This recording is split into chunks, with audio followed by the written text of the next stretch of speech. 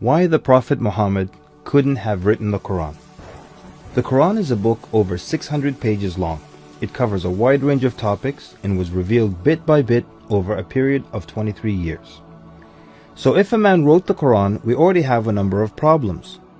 If you're going to write a book like the Quran and claim it's from God, you can't make any mistakes.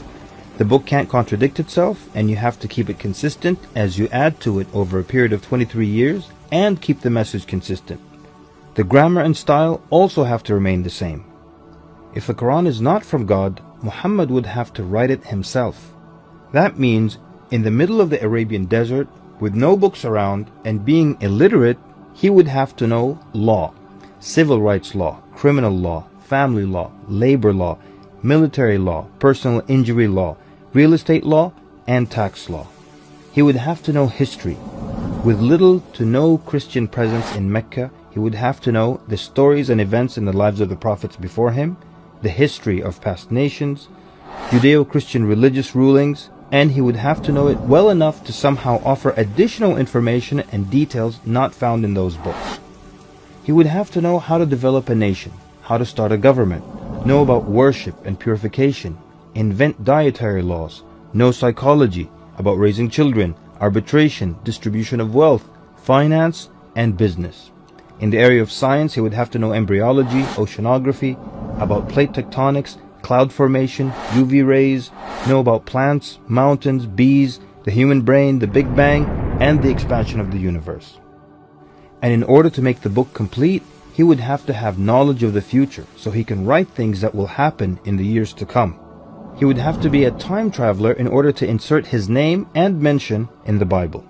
If he's claiming that the book he wrote is from God, it must not have a single solution that doesn't work. He must also keep his emotions and personal life out of the book. The book should not reflect happy times nor sad times in his life. The writing should not become cheerful and optimistic, nor sad and gloomy as if a human wrote it. But when you read the Quran cover to cover, you can't sense when his wife died, when his daughters got married, when his grandchildren were born, when he was victorious, and when he was defeated.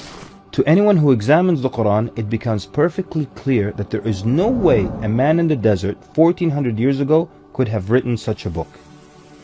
But what if it were a committee of brilliant minds, a secret society that is in charge of correcting, updating, and rewriting the Quran over the years? Their job would be to make sure that the book appears to be accurate, has no mistakes or contradictions, and to keep updating it to agree with science and the changing world. If that were the case, then there would be other versions of the Quran. Due to edits and improvements, we would have new edited versions and old versions with mistakes. You would be able to detect different writing styles and influences from the different authors. The problem with all of that is, there is only one Quran. So one man didn't write it, and a committee didn't edit it, so where did it come from? What if clever devils dictated and influenced a man to write the Quran? The question then would be, what kind of devil calls to good behavior, worshipping God, honoring Jesus, giving to the poor, and warns of the devil? Any way you analyze the Quran, you come to a clear conclusion. It could not have been written by a committee, a devil, nor the Prophet Muhammad. Since it's impossible for Muhammad to have written it, then that means he was truthful in that it is from God. If it is from God, that means he was a genuine prophet. And if he's a genuine prophet, then his message should be heeded and obeyed.